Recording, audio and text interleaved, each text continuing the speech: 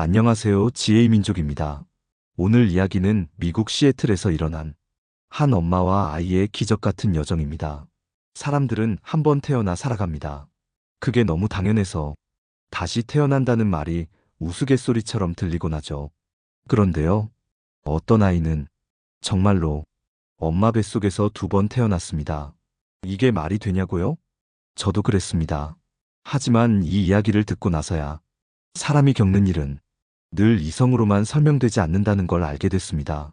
엄마의 간절함이, 의사의 결단이, 그리고 아이의 생존 본능이 모두 기적을 만들어낸 이야기입니다. 그 중심에 한 여자가 있었습니다. 마거릿이라고 하는 평범한 미국 여성이죠. 마거릿은 평생 자기 일은 스스로 해내야 한다는 말을 믿고 살았던 사람입니다. 어릴 때 부모님이 이혼한 뒤 엄마는 늘 바빴고, 마거릿은 어릴 때부터 자기 옷은 자기가 개고 혼자 아침을 챙기고 학교도 혼자 다녔습니다. 그래서였을까요? 사람한테 기대는 법을 잘 몰랐습니다. 마거릿은 늘 묵묵히 자기 길을 걸었습니다.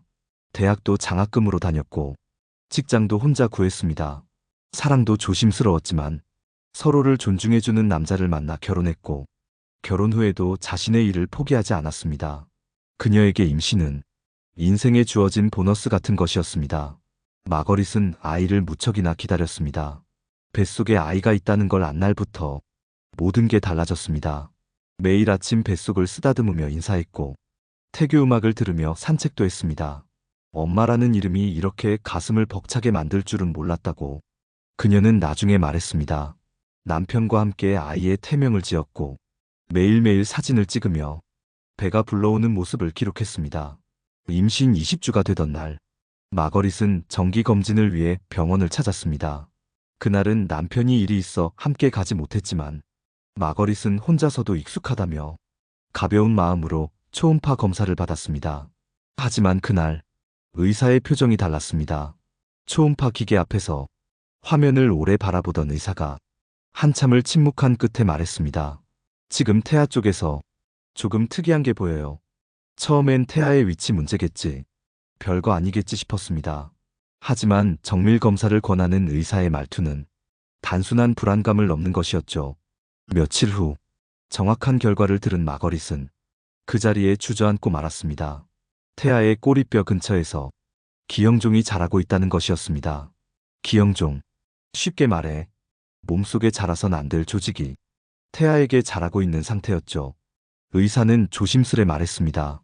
이 기형종은 혈류를 많이 먹습니다. 태아의 심장에 큰 부담이 될 수 있습니다. 계속 두면 생명을 위협할 수도 있어요. 마거릿의 머릿속이 하얘졌습니다. 임신 23주, 아직 생존 가능성이 낮은 시기. 그녀는 아이를 지킬 수도 놓을 수도 없는 잔인한 경계선 위에 서 있었습니다. 그리고 이 아이가 2번 태어나는 기적의 주인공, 릴리입니다. 그날 이후 마거릿은 잠도 제대로 자지 못했습니다. 아이의 심장 박동 하나하나에 온 신경을 곤두세우며 매일 기도하고 또 기도했죠. 기형종은 빠르게 자라고 있었습니다. 아이보다 더 빠르게요. 이 상황에서 의사는 충격적인 제안을 합니다. 아이를 잠시 엄마 뱃속에서 꺼내 수술하고 다시 엄마 뱃속에 넣자는 것이었죠. 태아 수술, 그것도 세상에 몇 번밖에 시도되지 않았던 가장 복잡하고 위험한 수술이었습니다. 하지만 마거릿은 단 1초도 망설이지 않았습니다. 그 아이를 포기할 수 없어요. 그녀는 그날부터 기적을 준비했습니다. 그리고 아이 릴리는 곧 2번 태어나게 됩니다. 그날 이후 마거릿은 모든 일상을 멈췄다. 회사에 휴직계를 내고 집안의 모든 시계가 멈춘 것처럼 시간을 온전히 아이에게 쏟기 시작했다. 이름도 정하지 않은 뱃속의 아이에게 하루에도 수십 번 말을 걸었다. 괜찮니? 오늘은 좀 편안했니? 엄마는 오늘도 너만 생각했어. 우리 조금만 버텨보자. 마거릿은 평생 누군가를 위해 이토록 간절해 본 적이 없었다. 의사들은 가능한 모든 시나리오를 설명해줬다. 수술 중 아이가 숨을 멈출 수도 있고, 기형종이 완전히 제거되지 않을 수도 있고, 수술 이후 다시 자랄 가능성도 있다는 말까지. 하지만 마거릿의 눈빛은 단단했다. 아이를 살릴 수 있는 방법이라면 기회가 있는 한 끝까지 해볼게요. 의료진은 준비에 들어갔다. 전문외과팀, 산부인과팀, 마취팀, 그리고 신생아 집중치료팀까지 하나의 생명을 위해 수십 명의 의료진이 움직였다. 그 수술은 정확히 임신 24주 5일째 이뤄지기로 결정됐다.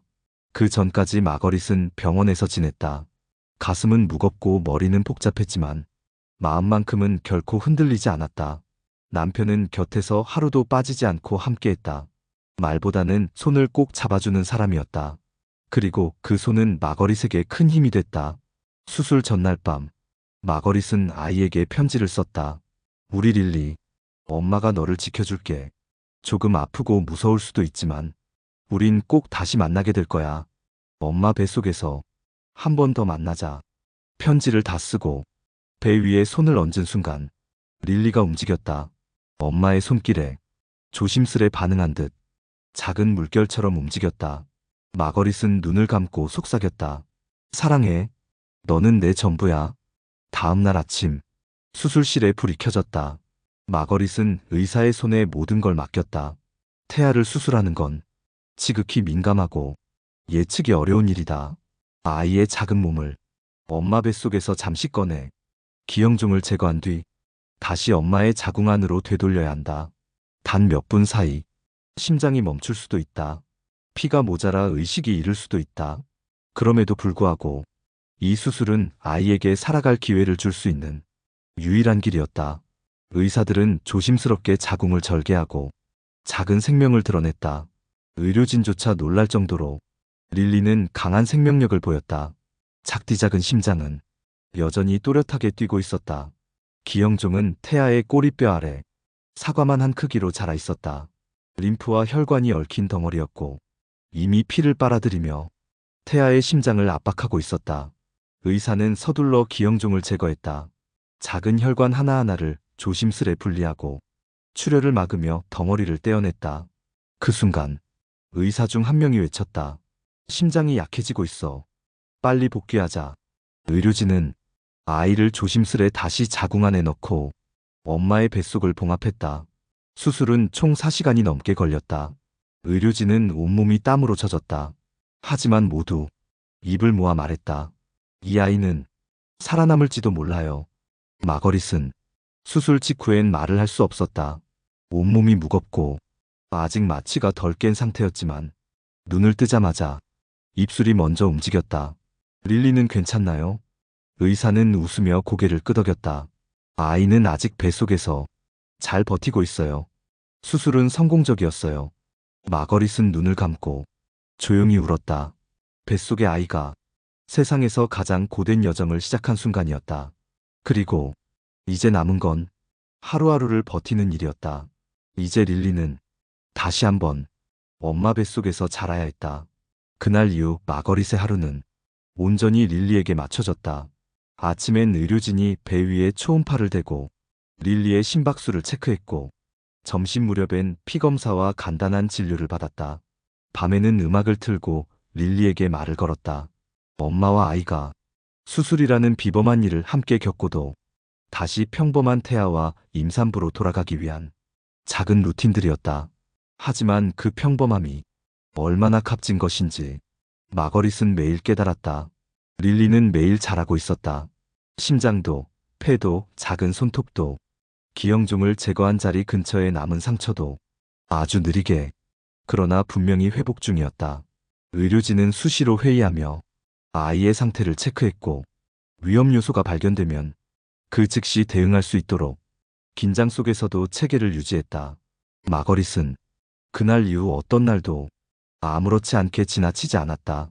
초음파 화면에서 릴리의 심장이 따박따박 뛰는 걸 보면 눈물이 먼저 났다. 저 작은 생명이 그토록 힘든 수술을 이겨낸 거야. 지금도 살아있잖아. 마거릿은 스스로 다짐했다. 내 아이는 살아갈 힘이 있는 아이라고. 하지만 기적은 순조롭게만 흐르지 않았다.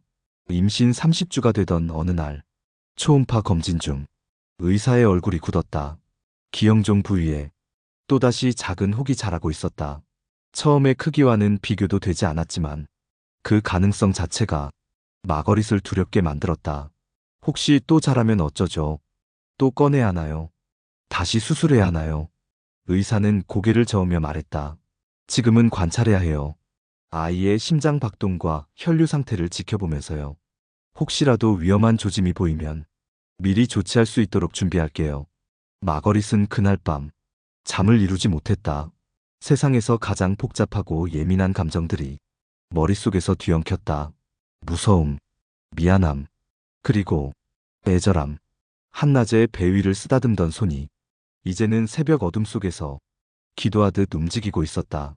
릴리야, 엄마가 지켜줄게. 아프지 말고 무사히 만나자 우리. 기영종이 다시 자라는 속도는 느렸지만 분명히 크고 있었다.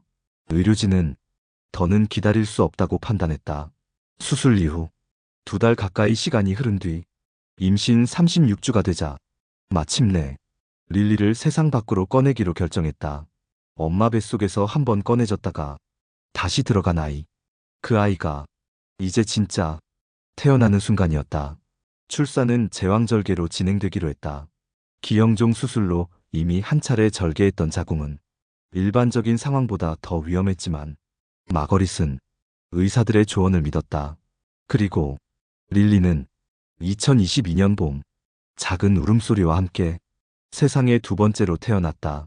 첫 번째는 수술대 위였고 2번이 진짜 세상 속에서였다. 릴리는 작은 몸을 웅크린 채 의료진의 손에 안겼다. 산소호흡기, 심장 모니터, 주사바늘. 태어난 지 몇 분도 되지 않은 아이의 몸엔 작은 생명을 지키기 위한 수많은 장비들이 붙어 있었다. 하지만 그 가운데 릴리는 눈을 감은 채 편안하게 숨을 쉬고 있었다. 마거릿은 너무 아파서 목소리조차 내지 못했지만 눈으로 말했다. 잘했어 릴리야. 정말 잘 버텼어. 너는 정말 대단한 아이야. 간호사는 작은 인큐베이터 안에서 꼼지락거리는 릴리를 보여줬다. 마거릿, 이 아이 정말 강한 아이예요. 엄마 닮아서요. 릴리는 그렇게 2번 엄마 품으로 돌아왔다. 릴리는 세상에 2번째로 태어난 뒤 인큐베이터 안에서 새로운 여정을 시작했다. 출생 직후 체온은 조금 낮았고 호흡은 약간 불안정했지만 의료진은 입을 모아 말했다. 예상보다 훨씬 안정적이에요. 이 아이 정말 강한 아기입니다. 릴리의 몸에는 기영종 제거 수술의 흔적이 남아 있었다. 작은 꼬리뼈 근처에 직접 꿰맨 봉합 자국이 있었고 그 아래쪽은 살짝 움푹 들어가 있었다. 하지만 누구도 그 자리를 흉터라고 부르지 않았다. 그건 생존의 증거였고 기적의 문이 열렸다는 작은 흔적이었으니까. 마거릿은 출산 후 몸을 추스르자마자 하루에도 몇 번씩 신생아 집중치료실을 찾아갔다. 방문 시간이 끝난 뒤에도 병실에 돌아와 가슴으로 아이를 안았다. 비록 아이는 눈에 보이지 않았지만 마음만은 분명 릴리 곁에 닿아 있었다. 수술을 도운 간호사는 그녀의 모습을 보며 말했다. 어떤 엄마는 두려움에 무너지기도 하는데 당신은 늘 단단했어요. 그게 아이에게도 전달된 것 같아요. 마거릿은 고개를 저으며 조용히 대답했다. 단단한 게 아니었어요. 그저 사랑밖에 없었을 뿐이에요. 그 말은 거짓이 아니었다. 그녀는 매일 편지를 썼다. 아직 글을 읽을 수 없는 아이에게 엄마는 매일 작은 일기를 써내려갔다. 오늘 너는 작게 아픔을 했어. 간호사 언니가 웃으면서 말해줬지. 얘는 잘 자랄 거예요. 하품을 저렇게 당당하게 하는 애는 처음이에요라고. 그 작고도 강한 몸짓 하나하나가 마거릿에게는 기적이었다.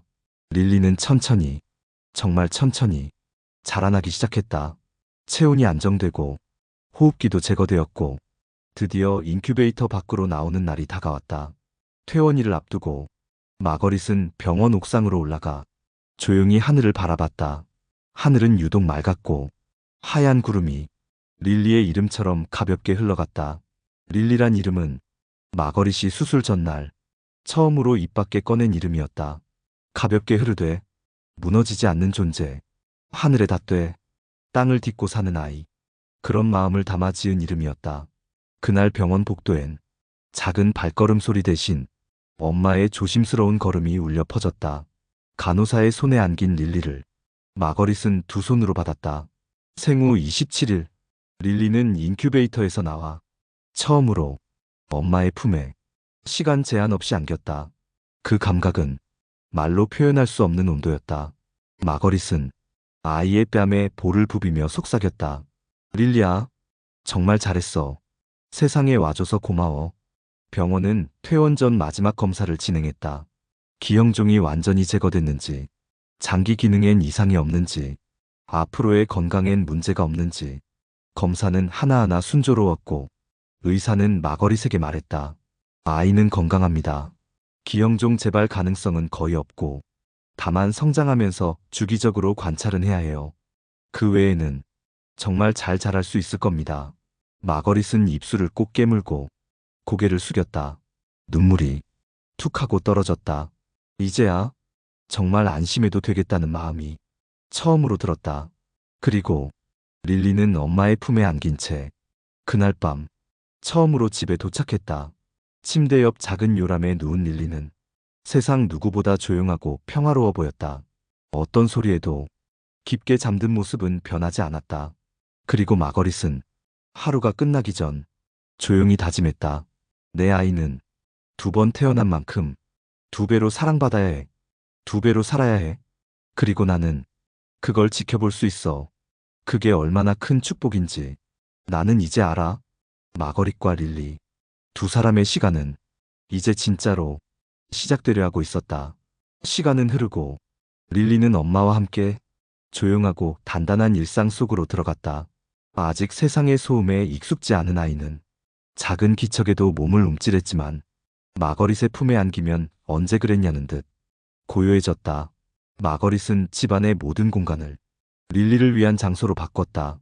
거실 한편엔 모빌이 달린 작은 침대가 놓였고 침대 옆 서랍엔 기형종 수술과 관련된 진료 기록이 정리되어 있었다. 그 모든 서류가 지금 이 아이의 삶을 있게 한 증거 같았다. 퇴원 후 한 달이 지나자 릴리는 처음으로 병원 밖에서 주기 검진을 받았다. 병원에 들어서는 순간 간호사들이 반가운 얼굴로 다가왔다.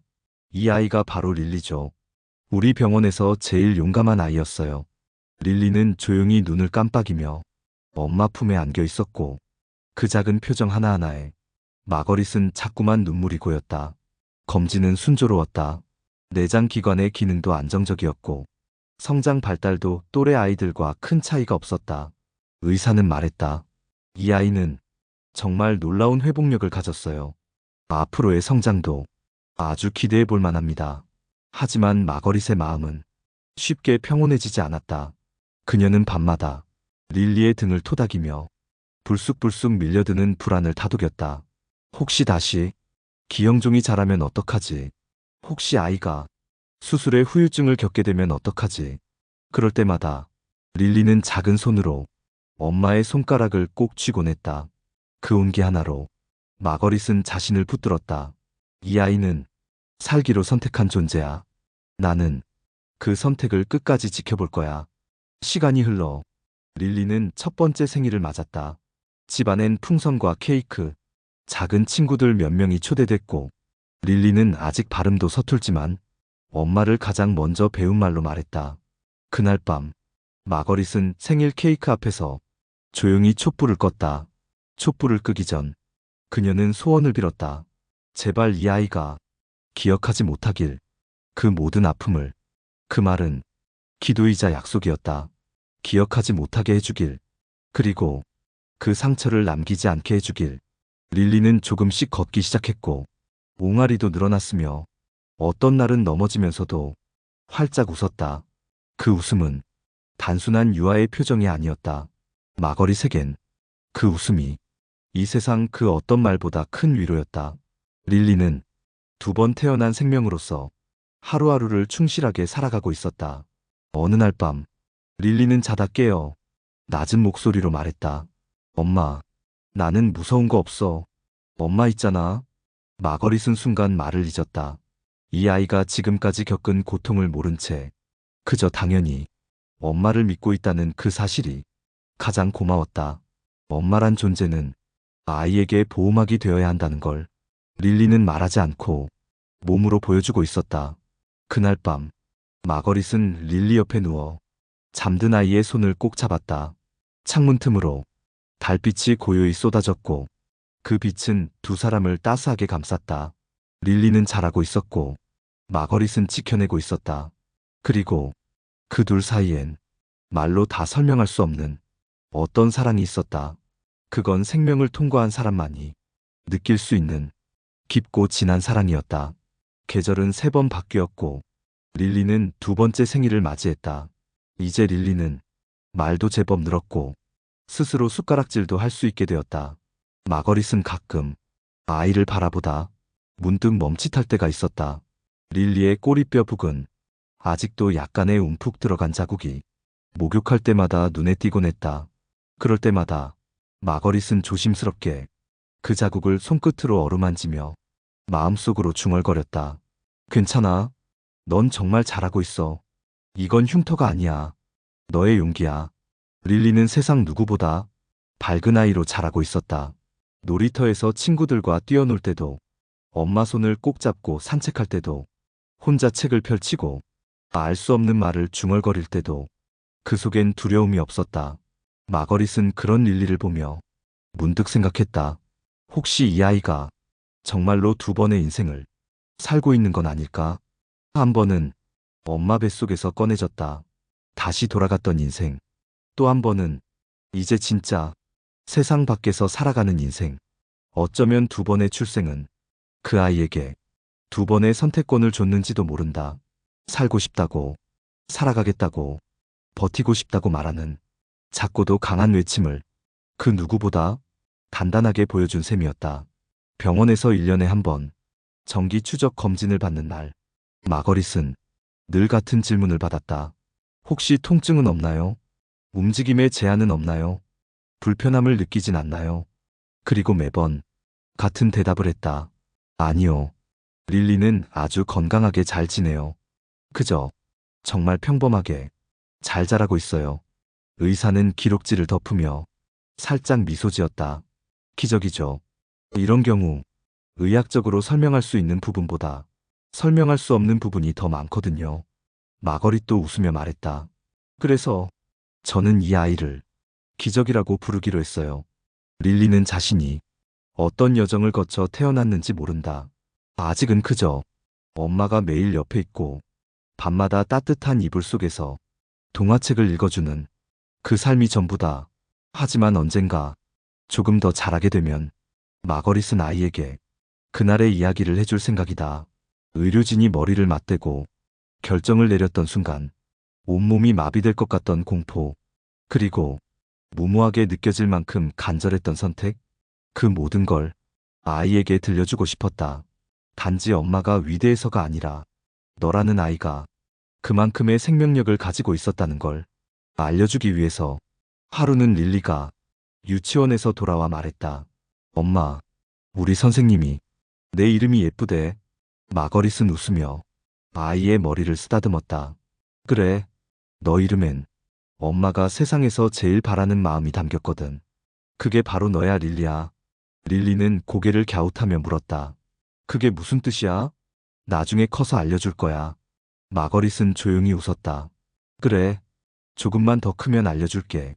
너의 이름이 어떤 마음으로 지어졌는지, 어떤 생명을 뚫고 이 세상에 도착했는지, 너는 그 모든 걸 들을 자격이 있고, 나는 그 이야기를 조심스럽고도 담담하게 꼭 전해주고 싶었다.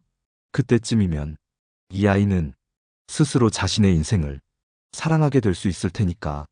그리고 마거릿은 믿고 있었다. 릴리는 그 이야기를 듣는 순간 더 강해질 거라고, 자신이 얼마나 대단한 생명인지 처음으로 알게 될 테니까. 시간이 흘러 릴리는 7살이 되었다. 초등학교에 입학한 날, 하늘은 유독 맑았고 교실 앞에서 찍은 사진 속 릴리는 가방보다 작은 어깨로 해맑게 웃고 있었다. 마거릿은 그 웃음을 보며 눈물이 났다. 그 아이가 기영종이라는 단어도 태아수술이라는 단어도 모른 채 평범한 아이처럼 이렇게 걷고 있다는 사실이 기적 같았다. 그날 저녁, 마거릿은 릴리의 손을 잡고 오래된 앨범을 꺼냈다. 그 속에는 흑백처럼 색이 빠진 병원 사진들과 갓 태어난 릴리의 모습이 담겨 있었다. 작고 연약한 그때의 릴리는 지금 릴리와는 너무도 달랐다. 릴리야, 엄마가 너한테 들려주고 싶은 이야기가 있어. 마거릿은 아이를 무릎에 앉히고 처음으로 그날의 이야기를 꺼내놓았다. 너는 세상에 2번 태어났어. 한 번은 엄마 뱃속에서 수술을 위해 나왔다가 다시 들어갔고, 2번째는 진짜 세상으로 나오는 날이었지. 릴리는 동그랗게 눈을 떴다. 2번이나 태어났다고. 그럼 나 생일 2번이야. 마거릿은 웃으며 고개를 끄덕였다. 그래, 넌 정말 특별한 아이야. 세상에 나오기도 전에 세상을 먼저 만났던 아이야. 그 이야기를 다 듣고 릴리는 조용히 말했다. 나는 살고 싶었던 거구나. 그래서 나왔고, 다시 들어가서 자랐고, 또 나왔어. 그치. 그 말은 마치 오래된 기억이 아이 안 어딘가에 남아있었던 듯한 느낌이었다. 마거릿은 아무 말도 하지 못한 채 그저 아이를 꼭 안았다. 작은 어깨가 이젠 제법 단단했고, 손가락도 길어졌고, 웃을 때 생기는 보조개는 태어날 때부터 그대로였다. 그날 밤, 마거릿은 오랜만에 아이와 함께 침대에 누워 창밖을 바라봤다. 하늘엔 별이 가득했고, 그 중 하나가 유난히 밝게 빛났다. 저 별은 네가 엄마 뱃속에 있었을 때 매일 보던 별이야. 그때도, 지금도 너는 그 별처럼 빛나? 릴리는 고개를 끄덕이며 말했다. 엄마, 나 앞으로도 아프지 않을 거야. 엄마 걱정 안 하게.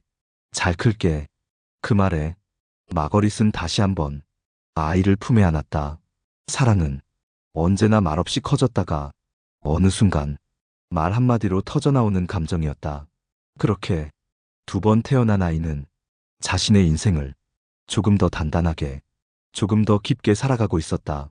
어쩌면 살면서 누구나 한 번쯤은 어디선가 다시 태어나야 할지 모른다. 몸이든 마음이든 무너졌던 순간을 기적처럼 이겨내고 다시 내 삶으로 돌아와야 할 때가 있다. 그럴 때 이야기 속 릴리처럼 두려워도 불안해도 조용히 살겠다고 마음먹는 것만으로도 충분할지 모른다. 그 아이는 태어나기 전부터 자신의 길을 선택했다. 그리고 마거릿은 그 선택을 기적으로 지켜냈다. 이 이야기가 지금 이 영상을 듣고 있는 당신의 마음에 작은 불빛 하나라도 켜질 수 있다면 그것으로 충분하다. 살아낸다는 것, 그건 매일매일 자신에게 기회를 주는 일이다. 릴리처럼 2번의 탄생이 아니더라도 오늘 이 순간부터 우린 모두 다시 태어날 수 있다. 지금 당신이 살아가는 그 모습으로도 충분히 아름답다. 지금까지 지혜의 민족이었습니다. 이야기가 좋았다면 댓글로 당신의 생각을 들려주세요. 구독과 좋아요는 더 많은 이야기를 만들어가는 큰 힘이 됩니다. 지금까지 지혜의 민족이었습니다.